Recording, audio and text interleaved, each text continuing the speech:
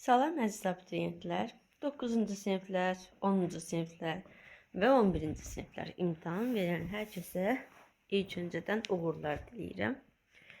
Və bu günlərimə sizinlə yeni bir mövzu ilə başlayacağım və həmin mövzunun izahatlarını verəndən sonra sizə lazım olan test var.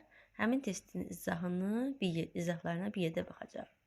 Deməli, bizim bugünkü mövzumuz adlanır conjunction, yəni bağlayıcı. Bağlayıcı mövzusunda bağlayıcı Azərbaycan dilində bildiyimiz kimi sözlər, söz birləşmələri və cümlələr arasında əlaqə yaradan köməkçi hissəsidir. Və ingiliscəsində də bu qayda belədir. Sözlər, söz birləşmələri və cümlələr arasında əlaqə yaradan köməkçi hissələrinə bağlayıcı deyilir. Digər hissələri kimi bağlayıcı da müstəqil məna daşımır və cümlə üzvü ola bilmir. Cümlədə deməli yaratdığı qrammatik əlaqə baxımından bağlayıcılar məhz iki əsas qrupa bölünürlər. Birinci adlanır tabesizlik bağlayıcıları. Bunlara deyirik coordinating conjunctions. İkincilər adlanır tabelik bağlayıcıları. Bunlara deyirik subordinating conjunctions. Tabesizlik bağlayıcısı və tabelik bağlayıcısı. Tabesi əlaqəsi ifadə edən bağlayıcılara tabesi bağlayıcısı, tabeli əlaqəsi tələb edən ifadə edən bağlayıcılara isə tabelik bağlayıcılar deyilir. Tabesizlik əlaqəsi bildirən bağlayıcılar cümlədə həmcins üzvləri və ya müstəqil cümlələri bir-birinə bağlamaq üçün işlədilir. Bu qrup bağlayıcılar ifadə etdikləri qrammatik mənalarına müvafiq olaraq aşağıdakı yarım qruplara bölünür. 1. Birləşdirici bağlayıcılar. And bağlayıcısından başlayaq. And və deməkdir. Təsdiq cümlədə işlənir. Ardıcıl hərəkətləri bildirir. Example. There were 2 chairs and a table in the room. Otaqda 2 stul və 1 masa var. Yəni 1 stol var idi. Burada there were keçmiş zamanı bildirən xəbərimizdir. As well as eləcə də təsdiq və sual cümlədə işlənir. Excuse my rudeness as well as my anger. Kobudluğuma, eləcə də səbliyimə görə üzr istəyirəm. Why should not you get it as well as the others? We should not you get it as well as the others. Nə üçün digərləri kimi sən də onu etməyəsən? Both and. Both nöqtə and bağlayıcısı həm də deməkdir. Təsdiq cümlədə işlənir. Həm tək isimlə, həm də cəm isimlə işlənir. Ancaq xəbər həmişə cəmdə olur. The girl was both clever and diligent. Qız həm ağıllı, həm də çalışqan idi. Cümləsində burada qız mübtədadır deyə xəbər burada cəmdə verilmişdir. Boz isə xəbərin asıl kimi çıxış etmişdir. İndi gəlin bozu əvvəldə verək. Boz James and Betty iki şəxs. Onları boz and bağlayıcısına birləşdirdik və xəbərimiz oldu. Have, cəmdə have left school. Həm James, həm də Betty məktəbi bitirib. Neither nor bağlayıcısı. Nədə inkar cümlə yaradır. Xəbər ikinci mübtəda ilə uzlaşır.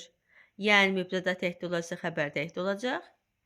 Mübtəda cəmdə olarsa xəbər cəmdə olur. Example. Neither Paul nor George. Yəni burada neither norda biz söhbət George'dan gedir. George can swim. Nə Paul nə də George üzə bilmir. Neither Jane nor Sue. Shue'dan söhbət gedir. İkinci mübtədamız budur. Drives xəbərimiz təkdədir. Well, nə Jane nə də Sue yaxşı maşın sürə bilmir. Not only but also. Nəinki həmçinin təsdiq cümlədə işlənir. Not only but also təsvir cümlədə işlədilir. Not only birinci sözün və ya söz qrupunun önündə işlədilir. But also isə not only birincidə, but also isə ikinci sözün və ya söz qrupunun qarşısında işlədilir. Xəbər ikinci mübtəda ilə uzlaşır. Not only the students but also the teacher was in the corridor. Nəinki müəllim, həm də şagirdlər dəhlizdə idi. Davam edək.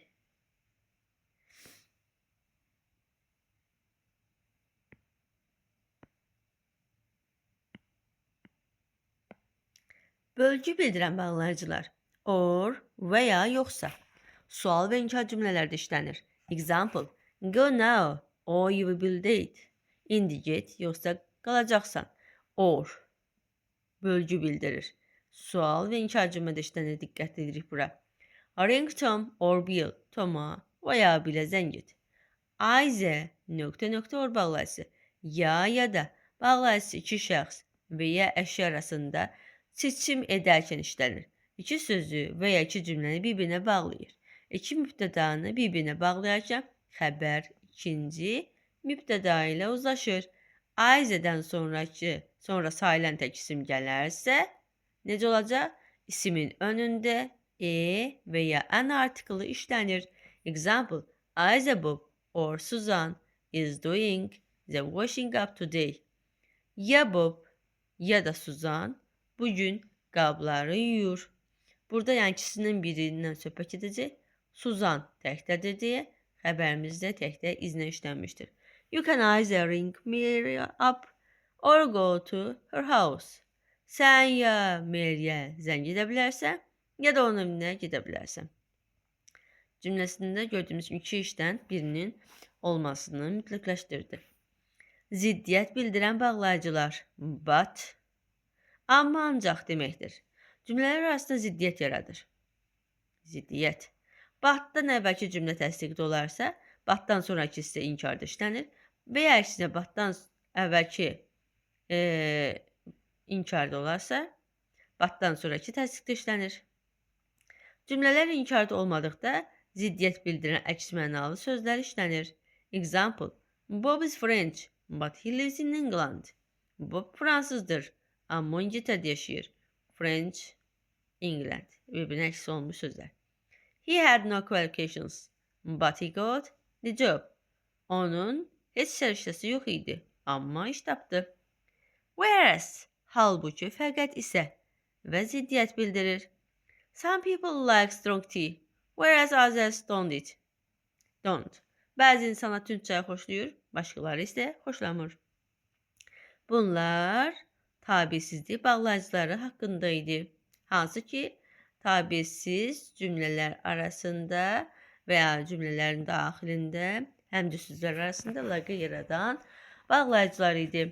Və davam eləyirəm növbəti bağlayıcılarla. Növbəti bağlayıcılarımız adlanacaq tabellik bağlayıcıları. Ancaq dərsi iki hissəyə bölmək olacaq ki, sizin üçün darıxdırıcı olmasın.